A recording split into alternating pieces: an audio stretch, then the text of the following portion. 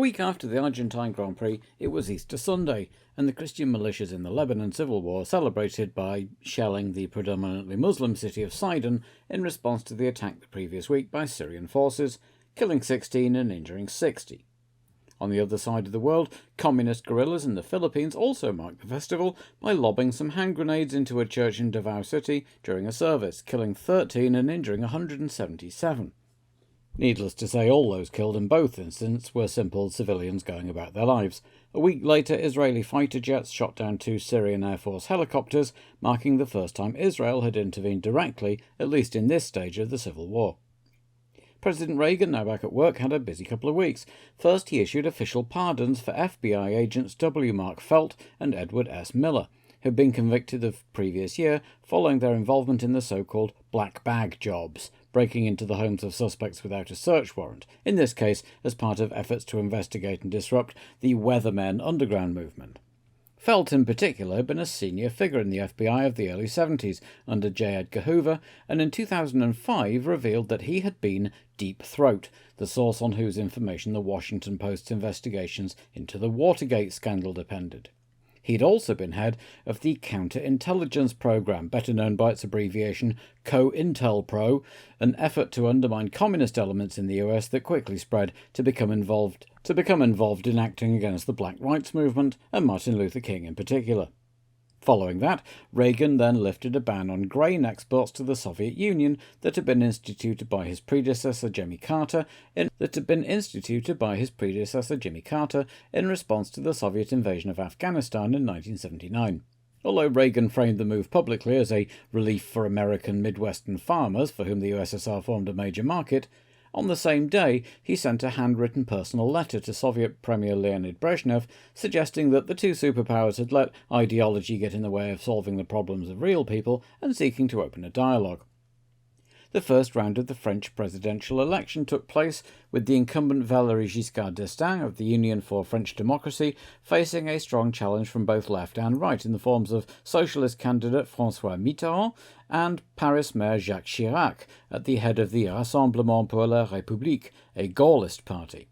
D'Estaing was unfortunate to have been president during a period of oil shocks and economic woes, just like Jimmy Carter, while his prestige had suffered a mortal blow when he thought he'd brokered a Soviet withdrawal from Afghanistan, only for Brezhnev to reveal at the next G7 summit that he'd been stringing him along.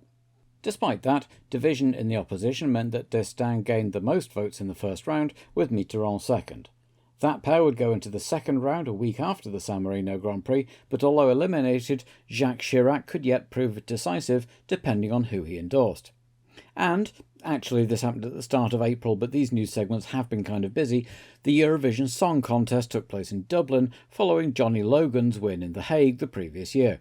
Italy had withdrawn, citing a lack of interest, and Morocco had made a debut in 1980, but declined to return, with King Hassan II reportedly intervening personally to declare that Morocco would never enter again. That left 20 competing countries, with Marti Brem kicking off proceedings for Austria. Germany's Lena Valaitis took the country's second runner-up spot in a row, losing out by just 4 points to the United Kingdom's entry, Making Your Mind Up by Bucks Fizz. The vocal performance on the night, it must be said, was a touch on the iffy side, but the stage show in which Bobby and Mike whipped the skirts off Cheryl and Jay, revealing smaller skirts underneath, evidently made the difference, and the record went on to be a huge hit. And so the F1 gang all arrived at the historic city of Imola, just southeast of Bologna, for a new event, although not a new circuit. Following the tragic accident to Ronnie Peterson in 1978, the 1980 Italian Grand Prix had taken place at the Autodromo Dino Ferrari, while safety improvements were carried out at Monza, the first time the Italian Grand Prix had ever been held away from the circuit north of Milan in the championship era. A test event, the Dino Ferrari Grand Prix, had been held in 1979, and everything had gone well, though the fast Castellaccio corner had been replaced by a chicane, Acqua Minerale, designed by Jean-Pierre Jabouille and Gilles Villeneuve, which didn't thrill the purists, who compared the old corner to the Eau Rouge complex at the old Spa-Francorchamps circuit in Belgium. But that circuit was no longer in use, and with safety at the forefront of everyone's minds, the chicane was there to stay. While there was never any question of Imola taking the Italian Grand Prix away from Monza full-time, its appearance in that slot in Bernie's putative WFMS calendar notwithstanding, The circuit had been founded by Enzo Ferrari and named after his son, who died tragically young. Maranello was just up the road, and the race last year had proved popular, so the FIA agreed to give Italy a second Grand Prix, though, unlike the US, which regularly had 2 Grand Prix under its own flag, it was felt necessary to give it a flag of convenience, and thus was born the San Marino Grand Prix, named after the historic republic in the hills behind Rimini. The Acqua Minerale chicane had been reprofiled and widened a bit for 1981, as it was felt to have been a bit too slow, but otherwise everyone was delighted to be back. Well, nearly everyone. In the 3 weeks between races, Colin Chapman had spent much of his time appealing and arguing against the disqualifications of his 88 chassis in the first 3 races, and had finally run out of options. The twin-hulled car would never race. And then, just to add to his woes, at the end of April, his main sponsor, David Team of the Essex oil firm, was arrested in Zurich on allegations that he'd defrauded Credit Suisse to the tune of $7.6 million. Williams investor Mansur Ojei paid his bail, and he promptly disappeared. That would leave a $4 million hole in Lotus's finances, and it was the last straw for Colin. He withdrew the team's entry from the race rather than continue entering the outdated and uncompetitive 81, the first time since the death of Jochen Rindt that the team had missed a race, and the historic marque looked in real danger of folding entirely. In the circumstances, Jean-Marie Balestre agreed to waive the $100,000 fine he'd levelled after Chapman had lashed out in the press post-Brazil, but that wouldn't save the team on its own.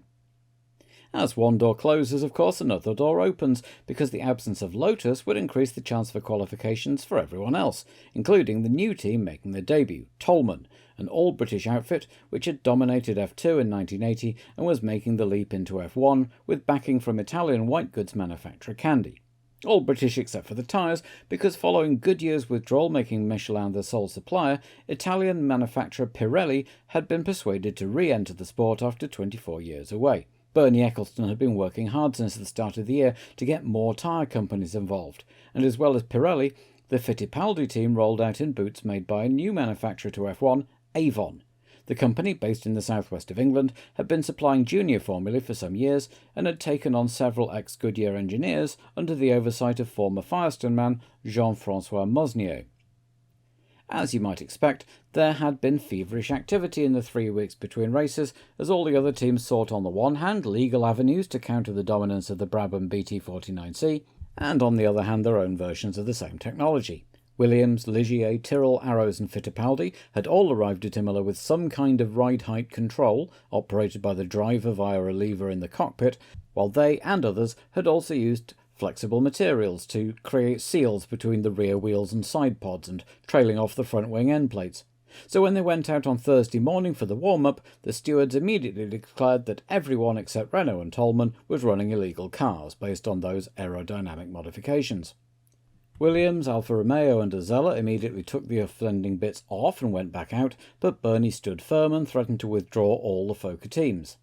It looked for a while as if there might be another standoff and another race ruled non-championship or cancelled altogether, but one of the stewards, Italian lawyer Roberto Causo, persuaded Balestre to sit down with everyone, and eventually a compromise was thrashed out. The Brabham suspension and any similar devices other teams might employ would be tolerated as long as they obeyed the letter of the law, i.e. kept the 6 cm ground clearance when measured, but flexible materials were prohibited as movable aerodynamic devices, but he was prepared to discuss the definition of flexible at a later date. Just for once, the compromise was good enough, the race was back on and the crisis was averted for now. Good news for the 4 new drivers joining the circuit here, the 2 Tollman drivers, Brian Henton and Derek Warwick, and the new recruits to the Tyrrell and ATS teams, Michele Alboreto and Slim Borgood, respectively. Car number 4, Michele Alboreto. The Milanese Michele Alboreto was born in 1956 and originally studied technical design, as well as going halves on a 9-year-old Vargine chassis with a friend in Formula Monza. His friend, Alberto Hentel, soon discovered he had vision problems and couldn't get a competition licence, so Michele ended up driving the car, and despite it not being a particularly good one, he was impressive behind the wheel, while being modest and quiet out of the cockpit. He moved into Formula Italia, then Formula 3 in 1978, driving an old March, and finished second in the Italian Series in 1979, as well as entering some endurance races for Lancia. In 1980 he entered European F3 and won 4 races on his way to the title, while also taking 3 second-place finishes for Lancia in the World Sports Car Series. He'd caught the interest of Count Gugizanon, a former benefactor of Ronnie Peterson, and whose wife owned the Lavazza coffee machine brand, and he was sponsored into F2 with the Minardi team for 1981. With 4 rounds gone and not yet a point on the board, he must have been disappointed, but with Ken Tyrrell once more looking for a local pay driver to take the second car, Count Zanon, along with the local tiling firm Imola Ceramica, fronted up the lira to give him a chance, though he'd be back in his F2 Minardi a week later at Vallelunga. Car number 10, Slim Borgud. Carl Edvard Tommy Slim Borgud was born in the provincial town of Borgholm, a popular tourist destination on the island of Kalmar, and music was his first love, playing drums with the Lee Riders group, then when the group split in 1968 as a founder member of Made in Sweden, followed in the early 70s by prog outfit Solar Plexus, as well as doing some session work for the Hootenanny Singers. Meanwhile, he'd been dabbling in motor racing, with a Lotus in Formula Ford, and then as the 60s turned into the 70s he started having some success in sports car club events, racing Hillman Imps and Volvo 122s in the Swedish Touring Car Championship before winning the Scandinavian Formula Ford Series in 1973. Meanwhile, lead singer of the Hootenanny Singers, Björn Ulvaeus, had gone on and founded ABBA, who won the 1974 Eurovision Song Contest and were catapulted to megastardom. Björn remembered Slim, and he did some rehearsal sessions for ABBA and played with them on tour, though I don't believe he played on any of their records, as has sometimes been stated. In 1976, Borgud put his two worlds together and released the album Funky Formula, under his own name, with a range of Swedish musicians featuring, and a picture of himself in his racing helmet sitting in his F3 cockpit on the cover. That was the year he moved into F3, only racing on and off, but in 1978 he decided to dedicate himself full-time to racing and leave the music as a hobby, formed his own team and entered both the Swedish and European F3 series in an old Ralt Toyota. The following year he won the Swedish title and finished third in the European, but a move into F2 didn't materialise and he had to make do with a single entry for former sports car driver Roger Havens at the F3 Monaco support race, where he qualified 16th and charged all the way up to third before having a coming together with another car and ending up 4 laps down and holding his bodywork together with one hand. That bodywork bore the logo of ABBA. Björn and the others had agreed that he could use the logo in the hopes of generating a bit of coverage and maybe attracting sponsorship, though no money actually came from the band. It all came together for Slim when, in the aftermath of Günther Schmidt's tantrum before the Argentine Grand Prix, all but 2 of the team quit, and Roger Havens was hired as the latest in a long line of ATS team managers. Despite all the team's problems, their new chassis was almost ready, and with Jan Lammers apparently in bad odour, Havens persuaded Schmidt to give Borgud a go in a second car at Imola, having remembered him from that Monaco race. Some ABBA stickers were quickly whipped up to put on his side pods, and with a fresh batch of mechanics hired, they were ready to go. And so the 30 contenders went out on Friday. Ferrari, keen to impress at their home track, had been doing a lot of work on the car, reducing weight and revising the rear suspension, and Villeneuve would try out a longer and shorter wheelbase version of the chassis to see which gave him the best handling. He took the shorter one out and set the fastest time on Friday, 0.3 of a second ahead of Reutemann, while Piquet, so dominant in Argentina, spent a lot of time in the garage while the team tinkered with the latest version of the suspension and fitted stiffer skirts after the whole flexible materials debate, so he ended the day 4th. Sensing something was brewing, the fans packed in on Saturday and were rewarded as the Piccolo Canadese went a full second quicker than the previous day to take his second pole position, and Ferrari's 90th, now 7/10 ahead of Reutemann, with the Renaults taking up the second row for the team's 50th race. Piquet was 5th alongside Pironi, who hadn't got on quite so well with the long wheelbase version of the car. The McLaren MP4 was also improving, Watson parking at 7th ahead of a disappointed Jones, who'd contended with technical issues and traffic. Patrese was 9th in the Arrows alongside Lafitte, the Ligier team also having done a lot of work on the car. The Alphas had been looking good until they'd had to take off those flexible skirts and ended up sharing the 6th row, with De Cesaris still stuck with the M29F back in 14th alongside Rybacki.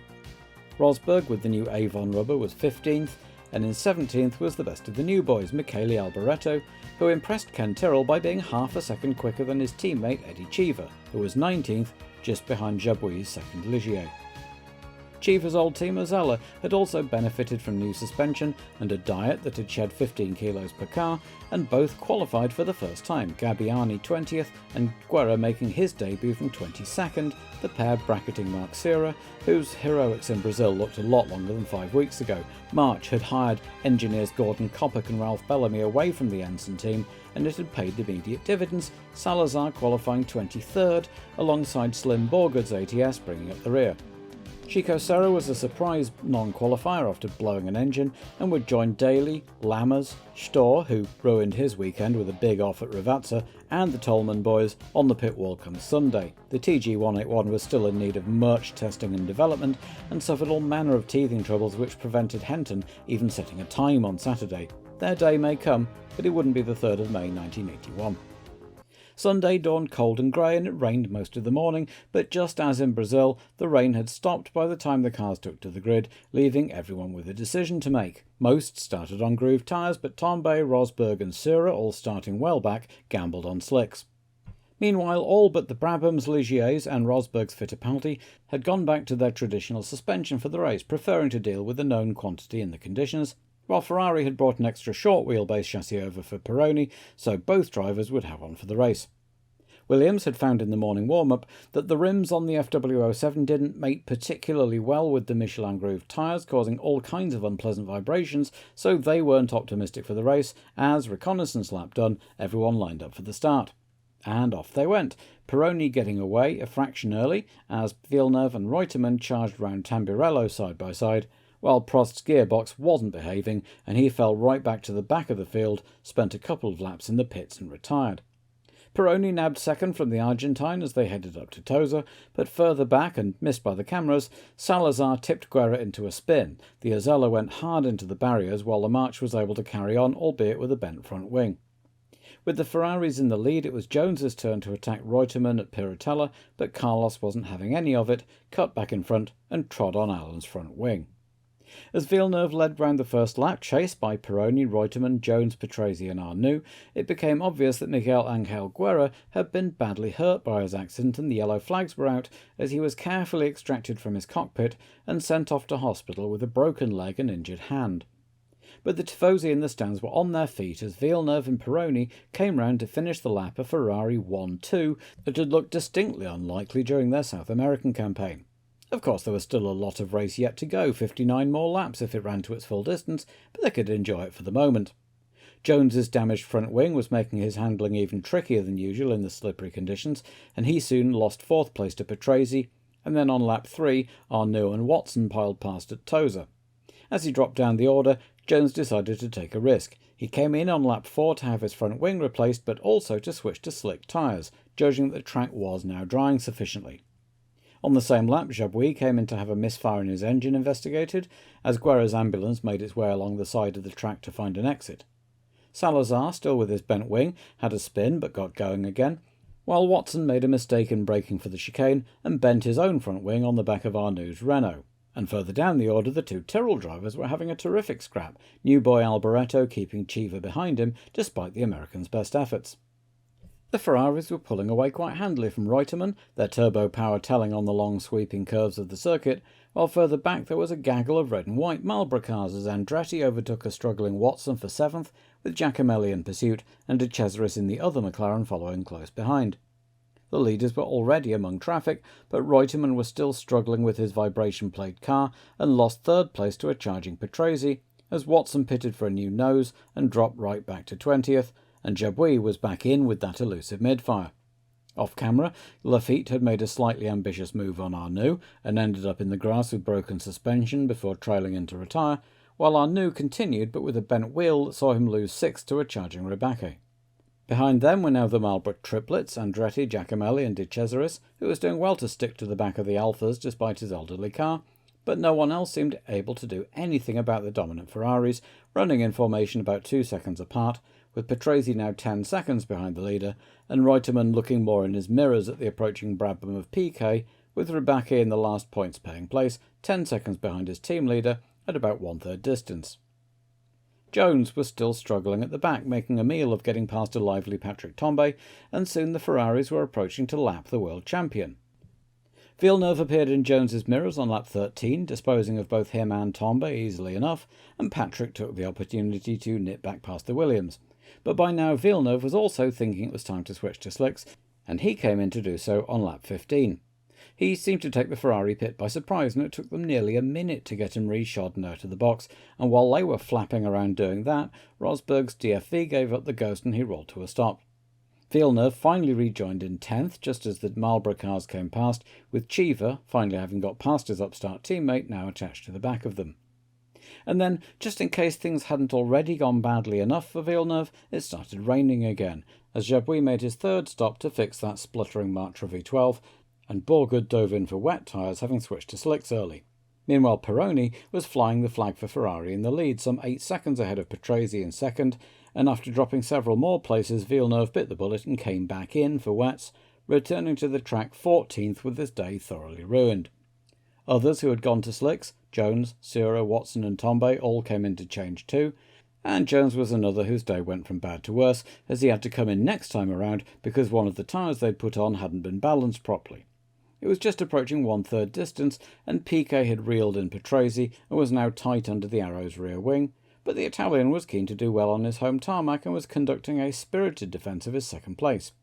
No sooner had the cameras cut away to watch Jones and Tombe still going at it than Piquet was passed and into second place.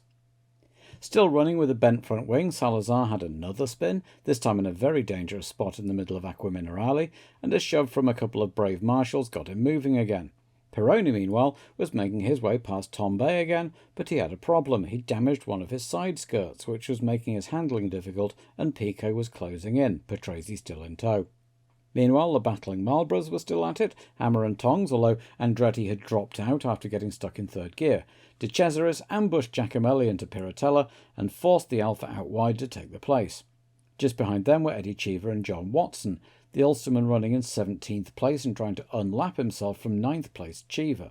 It hadn't been a great second race so far for the MP4 chassis, which, if rumours were true, could be occupied next year by none other than Niki Lauda, who'd been spotted at Imola having a chat with Ron Dennis. On lap 29, one shy of half distance, Cheever and Giacomelli had a coming together. The cameras didn't catch what happened, but the aftermath was quite spectacular, punting the Alfa into the barriers and sending the Tyrrell rolling onto the grass with a broken front left suspension. Eddie evidently of the opinion that Bruno had been at fault. That promoted Alboreto, Gabbiani and Villeneuve to 8th, 9th and 10th places as the rain stopped once again. Piquet had almost caught Pironi as they both lapped Tombe again, the Theodore nearly sliding into the Brabham and earning himself a fist wave as Nelson failed to get past. De Cesaris had got past Arnoux for 6th, a damaged exhaust hampering the Renault's performance, while an ambitious Gabbiani had a go at Alboreto at Tosa, only to put them both out. That put Villeneuve back up to 8th and within spitting distance of the points as he headed off after the spluttering Arnoux, while Salazar had inherited an unlikely 9th place pursued by Sura, Tombe, Watson, Jones and Borgud, with Jabouille still running at the back in 15th. Piquet was still stuck behind Tombe, who was keeping pace with Pironi quite handily, and when Patrick finally moved over on lap 37 to let him through, the race for the lead was on. And soon enough they were joined by third-place Patrese, who'd had a lot less trouble getting past Tombe. With 20 laps, 1/3 distance still to go, it looked like it might be quite close. Pironi's handling issues meant that Piquet was all over him in the corners, but his turbo speed meant that the Brabham couldn't get near him on the fast sections. And meanwhile, Villeneuve was charging in pursuit of Arnoux, set several fastest laps in the process. Salazar's very commendable efforts at the wheel of his damaged March all came to naught when his oil pressure gave out when he was running 9th on lap 40, again stopping in an awkward spot, this time in the middle of Tosa, and again swiftly dealt with by the marshals in time for the leaders to go through. Pironi still hanging on to the lead by his fingernails as Piquet continued hassling and harrying. The Brazilian was throwing everything but the kitchen sink at the leader, and Patrese just behind would be hoping they'd collide, while the Ferrari faithful were just hoping that Pironi could hang on for his first Ferrari win, but it was a very long 15 laps before that could happen. Just as Villeneuve caught and passed Arnoux for 7th, Piquet finally pulled out and went through at the Variante Alta. It was over, and Nelson quickly pulled out a lead. Pironi could hold his head high after a spirited defence, but now had to worry about Patrese behind him as his handling continued to get worse. and just 2 laps later the Orange Arrows was passed at the Variante Bassa. Tombe, who'd been keeping pace quite easily with this group, soon unlapped himself too, and now Reutemann was closing the gap to the Ferrari. Now with slicks on, his vibrations had disappeared and he was charging. Villeneuve had set the fastest lap of the race and was still going for it, taking 6 off to Cesaris and practically drifting it around the track in his pursuit of Ribacchi, while Piquet was lapping Slim Borgud, still going, albeit last, well, except for Jabouille, who had by this point stopped 5 times, which he made 6 times on lap 54. Pironi's handling woes were such that Reutemann quickly caught up and got past, despite Didier's best efforts, and now Ribacchi was closing too. With just 2 laps to go, the second Brabham was in the Ferrari's wheel tracks and passed soon afterwards. Reutemann, meanwhile, was approaching Patrese, but with Tombe and Watson between them, he had work to do if he wanted to take second, Watty nabbing 10th by braking very late into Tosa. Villeneuve by now was suffering with a slipping clutch and slowed dramatically, allowing De Cesaris to reclaim 6th place on the very last lap, as Piquet, Patrese and Reutemann crossed the line just 6.3 seconds apart, with Ribacchi 4th, his best finish ever, some consolation after his disappointment in Argentina, Pironi 5th, and Andrea De Cesaris scoring his first point and the McLaren team's first of the year. Nelson Piquet's 5th win was also his second at Imola. He'd won last year's Italian Grand Prix too, so it was obviously a track that suited him, and Patrese looked almost as happy with a fine second place in front of his home fans. Reutemann could also be satisfied with retaining the championship lead, as well as watching Jones drop behind Piquet after a thoroughly miserable afternoon. But in 5th place, Didier Pironi was left, as were the Ferrari faithful, wondering what had happened after the red cars between them had led 46 out of the 60 laps, only to come away with a paltry 2 points. Nonetheless, the Tifosi gave them a rousing reception, having thoroughly enjoyed Villeneuve's late charge, and the 2 drivers, already close friends, put on big smiles and waved to the crowd. Patrick Tombe may have lost 10th place to Watson late on, but he had been sticking with the leaders after being lapped so well that Tony Southgate must have been happy to see the car he designed dicing with the Ferraris, Brabhams and Arrowses, even as he wondered how come if it was that fast it was 2 laps down. Well, the sponsor would be happy with the extra TV time. This week it was new Italian motor racing magazine Rombo, recently launched by Autosprint co-founder Marcello Sabatini after leaving that title. Theodore would need to find a new sponsor for the next race in Belgium anyway, as there was a limited market for an Italian-language motoring magazine there, while the rest took a deep breath, ready for the next round of technical politics, as the FISA Technical Commission was due to meet in a few days' time to talk about the whole ground clearance issue. As it happens, and completely coincidentally, this video is coming out just after the 25th anniversary of the death of Michele Alboreto in a sports car testing accident at the Lausitz Ring. There's a great article about him by journalist Matt Bishop, recently published in Motorsport magazine. I've linked to the article below, it's well worth a read.